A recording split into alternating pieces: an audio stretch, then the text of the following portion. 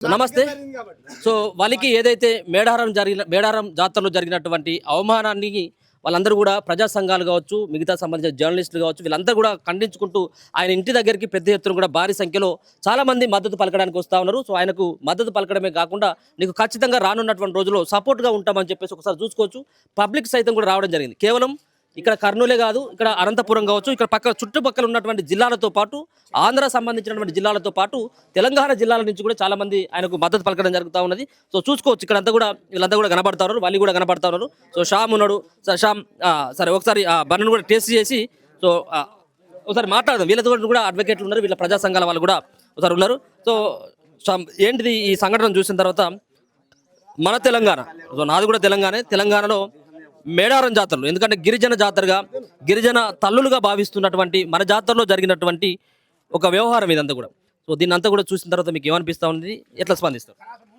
ముందుగా మన తొలిగి వెలుగు అన్నా సైలెంట్గా ఉండు.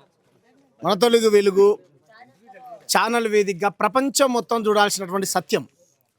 ఈయనేం తీవ్రవాది కాదు, ఈయనేం పక్క దేశమోడు కాదు, ఈయనేం తెలుగు రానోడు కాదు. మార్వాడోళ్ళు నకిలీ దందా చేస్తుంటే పెద్ద ఎత్తున ఉద్యమం చేస్తే తెలుగు రాకుండా అమ్మ నా బూతులు తిట్టారు.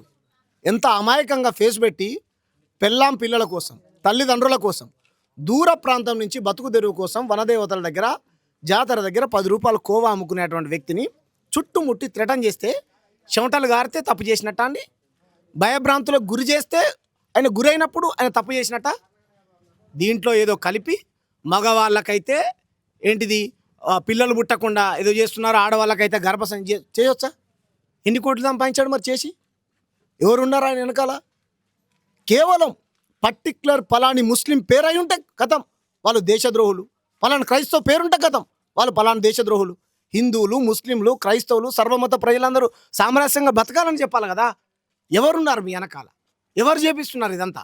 సమ్మక్క సారక్క జాతరకు మీకేం సంబంధం? సమ్మక్క సారక్క జాతర వనదేవతల జాతర. ఆడ కోన్ని కోసుకుంటారు, కళ్ళు శాఖ పోసుకుంటారు. మా కల్చర్ కదా, మా సంస్కృతి కదా. దాన్ని పాడు చేయడానికి కొన్ని శక్తులు ఈరోజు కుట్రలో భాగంగా వాళ్ళ మీద చేసినటువంటి దాడి. కానీ వాళ్ళ కుట్రలు ఫలించలే, ప్రజలంతా తిప్పికొట్టారు.